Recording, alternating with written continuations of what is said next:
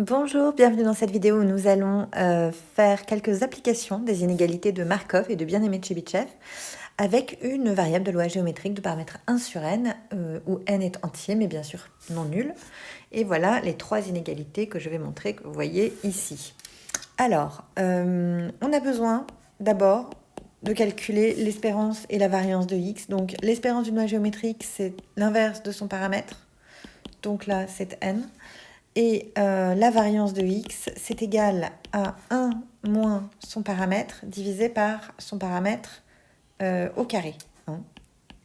Donc ça nous fait n moins 1 sur n fois n carré, c'est-à-dire n moins 1. Donc tout ça, ça nous dit qu'en moyenne, il va falloir faire n essais avant d'avoir un succès. Hein. Vous savez que la loi géométrique, c'est ce qu'elle mesure, c'est le nombre d'essais qu'il faut faire avant de réussir, avec une variance assez élevée.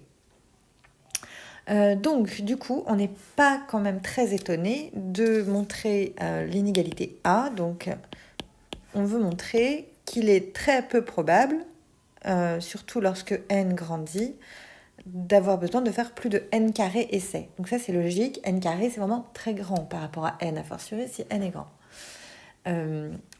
Donc, du coup, il est très peu probable de devoir aller jusque-là. C'est pour ça qu'effectivement, cette probabilité, on va réussir à la borner par 1 sur n. Alors, comment on fait? Tout simplement, on utilise l'inégalité de Markov qui nous dit que la probabilité que x soit plus grand que quelque chose, donc cette constante positive, eh bien, c'est plus petit que l'espérance de x divisé par cette constante. Hein, c'est la même. Et donc ça, c'est égal à n que l'on a calculé tout à l'heure sur n carré, c'est-à-dire 1 sur n. Donc, c'est ce qu'on voulait montrer. Deuxième question.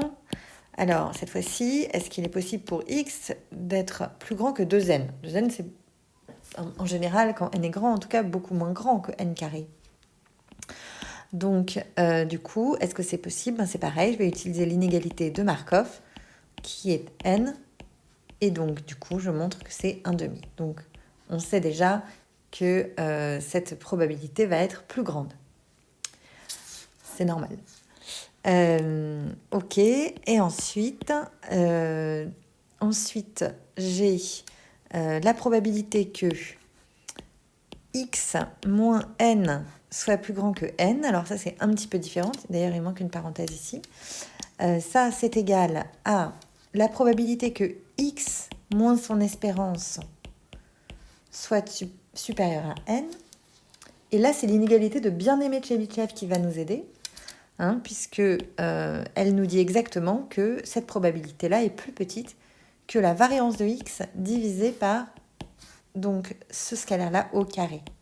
Hein, c'est-à-dire n-1 divisé par n carré, c'est-à-dire exactement 1 moins 1 sur n. C'est ce qu'on voulait montrer. Voilà, j'espère que les inégalités sont un peu plus claires pour vous.